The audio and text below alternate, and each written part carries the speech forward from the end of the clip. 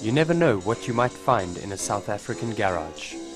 Changes in the last decade have led to a situation where many people have found less call for their skills.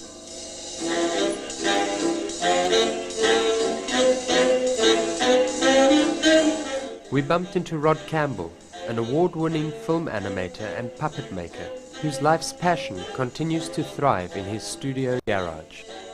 In the 60s, I was in a position where I bought a small 8mm camera, and I had a tremendous fascination for doing stop frame animation.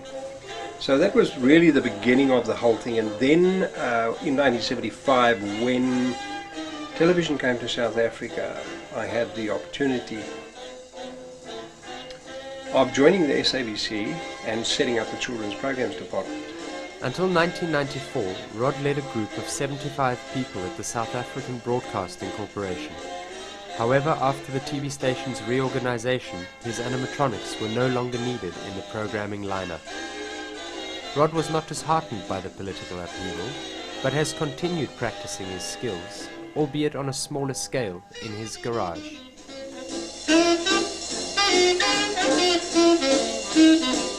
Rod's character, Maestro Mole, whose design has earned several international prizes, was conceived in 1975 and is a shining example of how one of Rod's many endearing characters has come to life. Maestro Mole has got 3 essential controls, but what is very interesting about him is that we can probably get about 50 to 60 different articulations, and a conductor for musical symphonies was chosen because it's an extremely difficult puppet to build.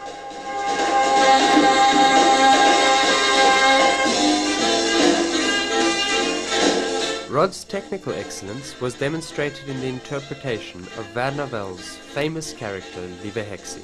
We had to develop a system for Lieve Hexie, and this is just one of the very first prototype rough development arms that were actually made for Hexie itself.